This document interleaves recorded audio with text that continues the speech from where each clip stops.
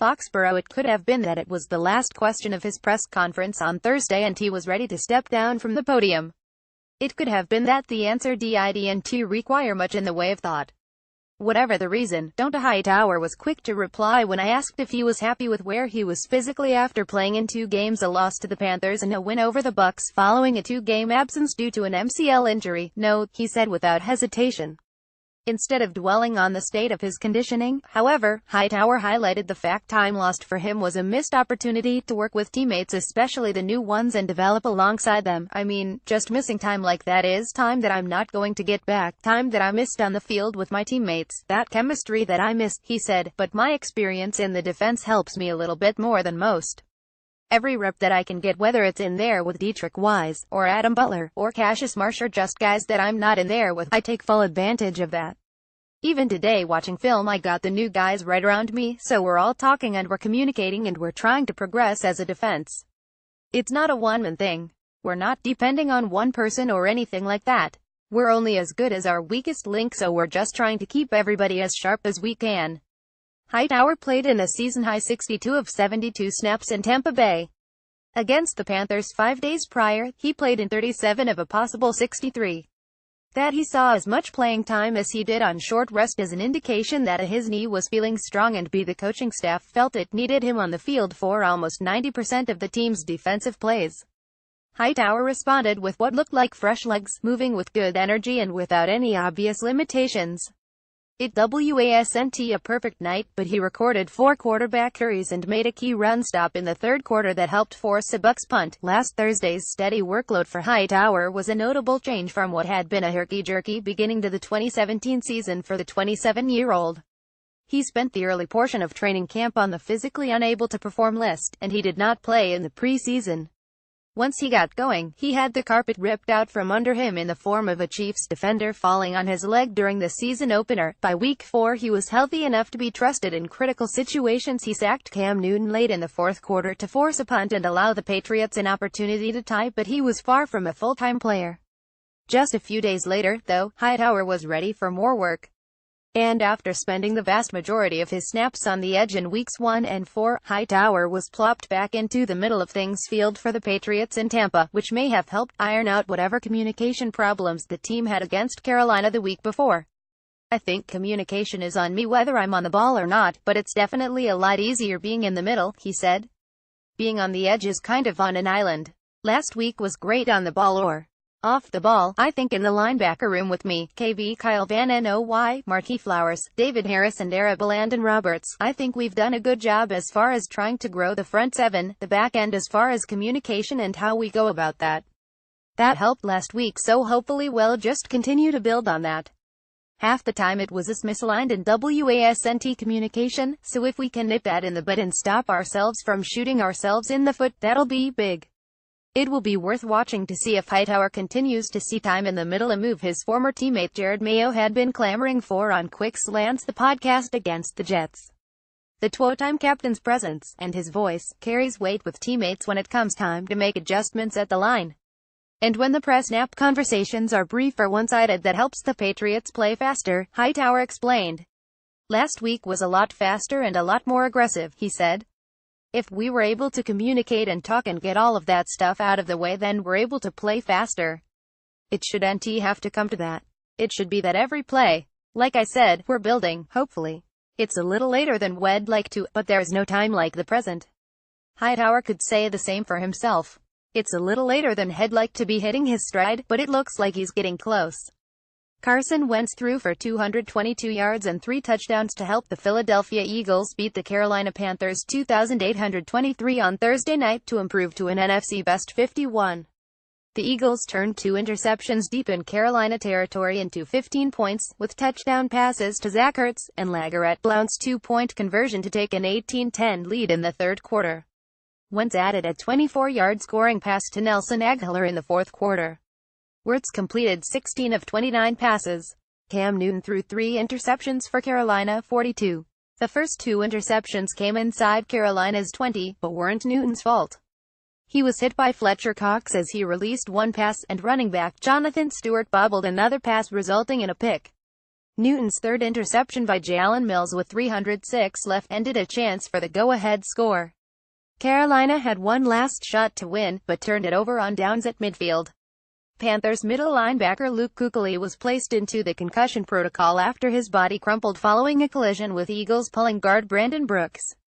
Kuechly missed 9 games over the past 2 seasons with 2 concussions.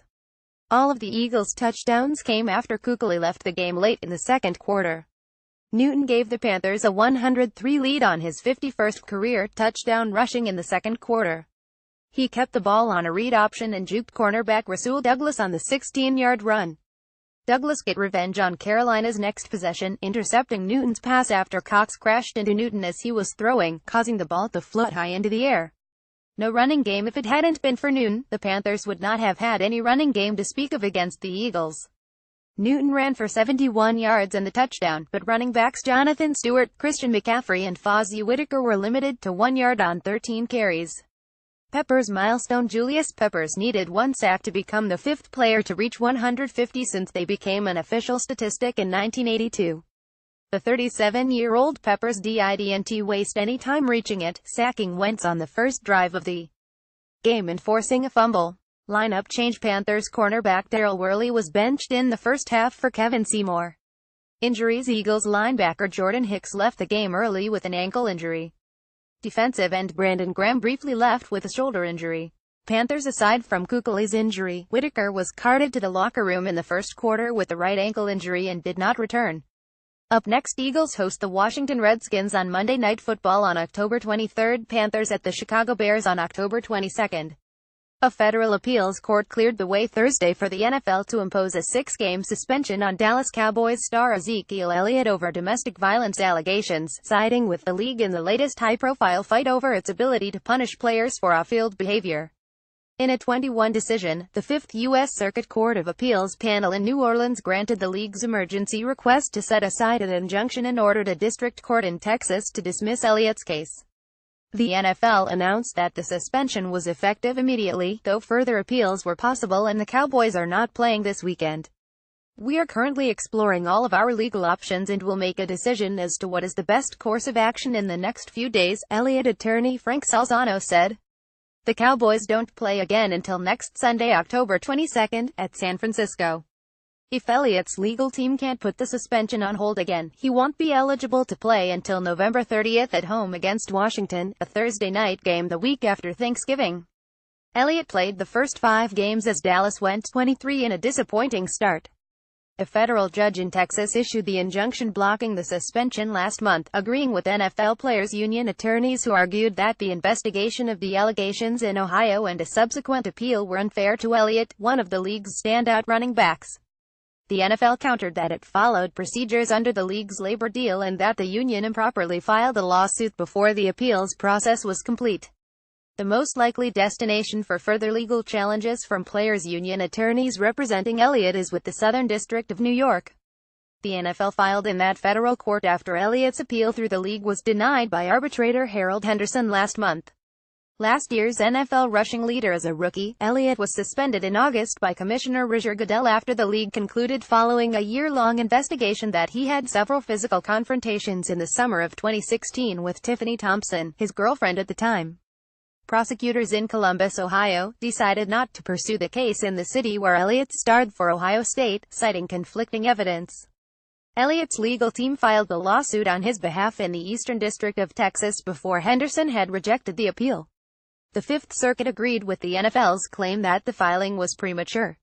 The procedures provided for in the collective bargaining agreement between the NFL and NFLPA were not exhausted, Judges Jennifer Ilrod and Edward Prado wrote for the majority. The parties contracted to have an arbitrator make a final decision. That decision had not yet been issued. In dissent, Judge James Graves disagreed that the suit was filed prematurely. Graves noted the union's argument that the league had violated the collective bargaining agreement because key information had been withheld from Goodell and Elliott's representatives before the suspension was ordered and the arbitrator's decision was based on incomplete information. The suit was properly filed in the district court because the arbitration process called for in the labor deal was not properly followed, Graves argued. The NFL had already agreed to let Elliott play in the opener before his request for an injunction was granted by U.S. District Judge Amos Mazant in Sherman, north of Dallas. Henderson ruled against Elliott the same day Mazant heard arguments over the injunction. Gabe Feldman, director of the sports law program at Tulane University Law School, noted that the opinion dealt only with jurisdictional issues and not the question of whether the NFL's appeals process was unfair to Elliott. "This is certainly a significant setback," Feldman said. "But they still have a chance because this decision was not made on the merits of the case. He has yet to have a federal court rule against him on the merits. Until that happens, he still has a chance." Elliott, who set a Dallas rookie franchise record with 1,631 yards rushing last season, is fourth in the NFL with 393 yards this year. He had a season-high 116 yards in a 3,531 loss to Green Bay on Sunday. If the case shifts to federal court in New York, home to league headquarters and the site of Elliott's appeal hearing with Henderson, the venue is a familiar one. The NFL won the Deflategate decision in the New York court, leading to New England quarterback Tom Brady serving his 4-game suspension a year after it was originally imposed. A federal judge had put Brady's suspension on hold.